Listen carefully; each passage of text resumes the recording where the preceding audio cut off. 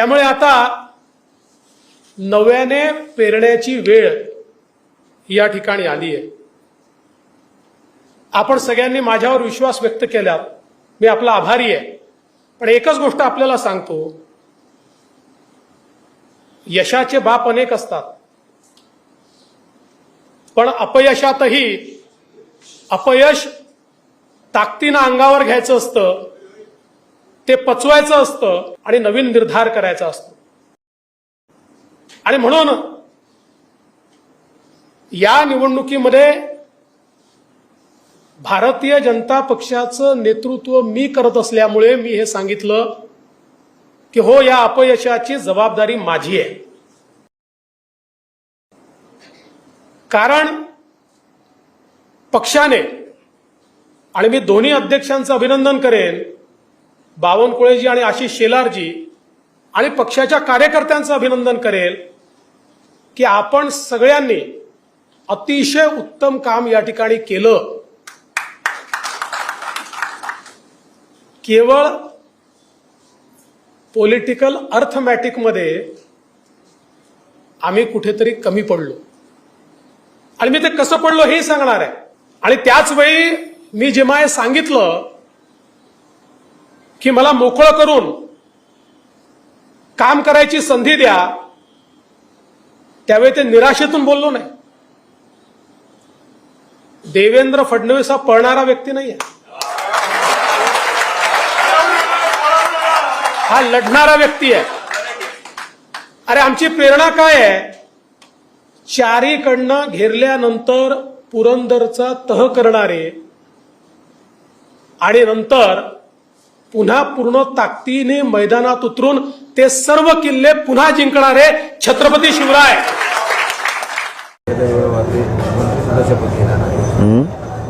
आज नरेंद्र मोदी हे तिसऱ्यांदा पंतप्रधान म्हणून शपथ घेत आहेत. मग आता मी काय करू? चांगली गोष्ट आहे ना, घेतात. गरिबासाठी काम करावं इथून पुढं, तरच त्यांना शुभेच्छा. त्यांनी श्रीमंतासाठी बंद करावं. मागच्या वेळेस, मागच्या तिसऱ्या आंदोलनाच्या वेळेस एक खंत व्यक्त केली होती की हे राज्यातलं सरकार राज्यातल्या नेत्यांना मराठा आरक्षणासंदर्भात, मराठ्यांसंदर्भात फारसं काही देणं गेलं दिसत नाही, त्यामुळे तुम्हीच लक्ष घालावं, अमित शहा आणि नरेंद्र मोदींनी लक्ष घालावं असे बोलले होते. यावेळेस तुमची काय भूमिका होती? नाही, त्यांनी कुठं घातलं होतं? घातलं नाही, काय नाही. त्यामुळे त्यांना विनंती फिनंत्या नाही करीत आपण का? जे गोरगरिबासाठी सरकार चालतं त्यांना विनंत्या करीत असतो आपण. गोरगरिबाच्या जीवावर सत्तेवर जायचं आणि गोरगरिबाला लक्ष द्यायचं नाही, तशाला विनंत्या नाही करत आपण कधीच. राज्यामधल्या काही भागामध्ये जरांगे आणि मुंडे या दोन गोष्टीवरून आंदोलनं होत आहेत, मोर्चे निघत आहेत. तुमच्याही कानावर आला असेल, वेगवेगळ्या ठिकाणी काल परवापासून त्या बीडच्या निवडणुकीवरून राज्यातल्या वेगवेगळ्या भागामध्ये त्याचं लोन पसरत. कशामुळं? पण दोन समाज एकमेकांच्या समोर येत आहेत. कुठे सोशल मीडियाच्या स्टेटसवरून असतं, कुठे पोस्टवरून असतं. आज परळीसुद्धा बंदची हाक दिलेली आहे. आपण कारण मला माहीत नाही म्हणून विचारतो. पंकजा मुंडेंच्या विरोधात अश्लील स्टेटस ठेवणं, फेसबुकवरती काहीतरी विचित्र बोलणं, अशा प्रकारे स्टेटस ठेवल्यामुळे काही गुन्हेही दाखल झाले आणि काही ठिकाणी बंदचं सुद्धा ऐलान करण्यात आले. नाही, ते तसं नाही करायला पाहिजे. आजच नाही माझा विरोधी, पहिल्यापासून आहे. असल्या कोणी कोणाविषयी उगाच स्टेटस ठेवायचे, कोणी कोणाविषयी बोलायचं, मग ते जात कोणची असो, हे नाही केलं पाहिजे. मी आजच नाही, निवडणुकीच्या अगोदर सुद्धा 2-3 महिन्यापूर्वी मी हे गोष्ट सांगितली होती की आपण अजिबात काही टेस्ट काय म्हणते त्याला, स्टेटस काय असं विनाकारण नाही ठेवायचं. झालं गेलं ते विषय झालाय. पण एखाद्याने टाकलं असेल म्हणजे काय सगळा समाज थोडाच करतोय. एखाद्याने जे टाकलं असेल असतंय ते एखादा अर्ध, म्हणून काय एवढं लगेच बंधन फांधन लगेच शक्ती दाखवायची काही गरज नाही. एवढं काय करायची गरज आहे लगेच? तुम्ही बी ठेवलेले आहेतच ना मागं, त्यांनी पण ठेवलेलेच आहेत भरपूर. त्यामुळं लई थोडंसं करणाऱ्याने सुद्धा अजिबात करू नये. काल नगरमध्ये सुद्धा मराठा समाजाने तिसगाव इथं मोर्चा काढला तुमच्या विरोधात. सोशल मीडियावर काहीतरी कोणीतरी लिहिलं म्हणून. मी म्हणतोय ना, मी काय त्यांना एक न्याय देतो आणि मला एक देतो असं थोडंची. उगा ते एखादा अर्थ असतंय मराठा समाजानं पण शांत राहावं आणि यांना शांत राहा म्हणायचं कामच नाही, कारण ते नेत्याने सांगितल्याशिवाय शांत नाही राहत.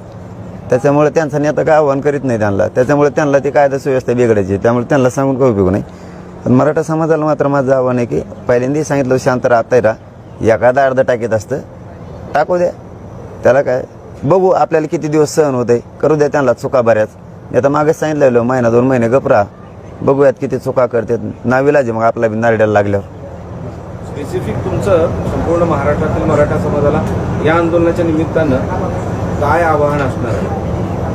आपण आपले शेतीतले कामं करायचे, आंतरवालीच्या आंदोलनाकडे कोणी यायचं नाही, काम बुडून कामं करायचे सगळ्यांनी. मी इथं खंबीर आहे लढायला, या करोडो मराठ्यांसाठी मी लढायला खंबीर आहे.